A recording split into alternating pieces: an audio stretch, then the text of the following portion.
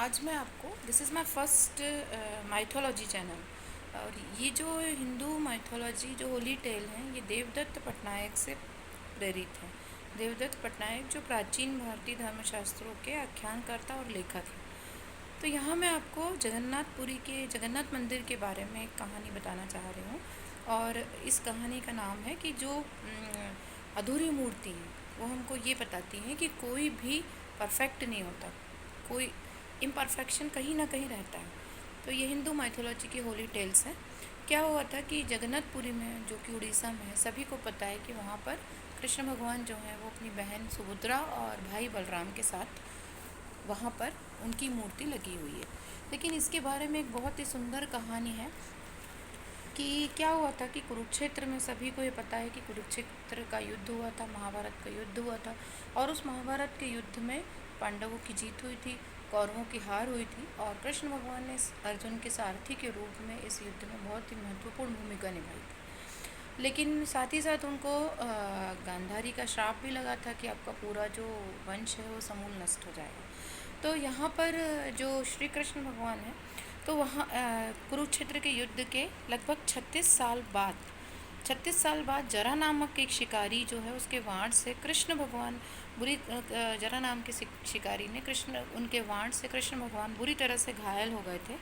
और अर्जुन और श्री कृष्ण की मित्रता भी है, और अर्जुन जो है वो श्री कृष्ण के चचेरे भाई भी हैं। तो अपने प्रिय मित्र और चचेरे भाई को बचाने के लिए अर्जुन जो है हस्तिनापुर से सीधे फॉरेस्ट की तरफ भाग कर आए, वन की तरफ भाग कर आए। लेकिन जब तक कृष्ण भगवान अपना नश्वर शरीर छोड़ चुके थे और अपने स्वर्गीय निवास बैकुंठ चले गए थे। कृष्ण का सुंदर शरीर जो है वो बरगद के पेड़ के नीचे, बरगद के पेड़ की छाया में पड़ा हुआ था। बड़ी अनिच्छा से कृष्ण भगवान का अंतिम संस्कार किया गया। और जैसा कि हमको पता है कि हिंदू जो है रीति रिवाज से सारे शरीर को अग्नि जो है भस्म कर देती है। लेकिन कृष्ण भगवान के सारे शरीर जो है वो भस्म हो गया था, लेकिन केवल उनका हृदय रह गया था, हार्ट जो है वो रह गया था। तो अब वो जो हार्ट है उसको समुद्र को समर्पित कर दिया था। समुद्र को समर्पित करने के बाद वो तैरता हुआ जो हार्ट है वो नील माधव नामक एक सुंदर मूर्ति में बदल गया। उड़ीसा की एक जनजाति है, ट्राइब्स जो है, उनको वो मूर्ति मिल गई और उसे उन्होंने एक गुफा में प्रतिष्ठापित कर दिया। उस समय उड़ीसा में, जो आज का ओडिशा है, वहाँ पर इंद्रद्युम्न नामक का राजा था। जब उनको इस बात का पता लगा, क्योंकि ये बात तो पहुँचते पहुँचते उन तक पहुँची, तो उन्होंने ये सोचा कि इन जनजाति ने एक गुफा में रख दिया है, तो मैं एक भगवान के लिए एक बेहतर मंदिर का निर्माण करने का उन्होंने सोचा। तो उन्होंने क्या किया कि इंद्रदुम्न ने अपने बुद्धिमान जो दरबारी हैं, ये मूर्ति को लाने का काम विद्यापति को सौंपा उन्होंने। विद्यापति जानते थे कि आदिवासी जो हैं वो नील माधव की कड़ी निगरानी करते हैं, इतनी आसानी से उन्हें नहीं देंगे। इसलिए उनको खोजने के लिए उन्होंने एक विस्तृत योजना बनाई। जो आदिवासी के प्रमुख प्रमुख थे, जो विश्व वसु, उनकी एक ललिता नामक एक लड़की थी। तो उस क्या किया, विद्यापति ने उनसे प्यार किया और उनके मोहपाश में बांध लिया। और जब विश्व वसु ने अपनी लड़की का विवाह उनसे करना चाहा, तो उन्होंने ये बोला कि दहेज के रूप में उन्होंने ये बोला कि मुझे नील माधव के दर्शन करवा दो, और मैं नील माधव के दर्शन किए बिना मैं ये शादी नहीं करूँगा।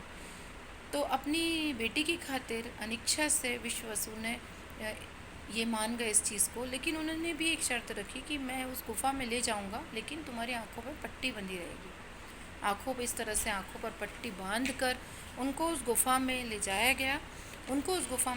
गया।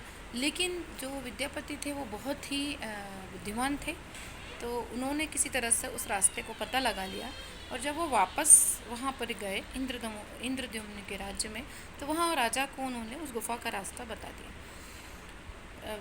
फिर राजा इंद्रद्युम्न जो है वो तुरंत उस गुफा में गए, और उन्होंने विश्ववसु ने उन्हें बहुत मना किया, लेकिन फिर भी वो बलपूर्वक उस गुफा में घुस गए।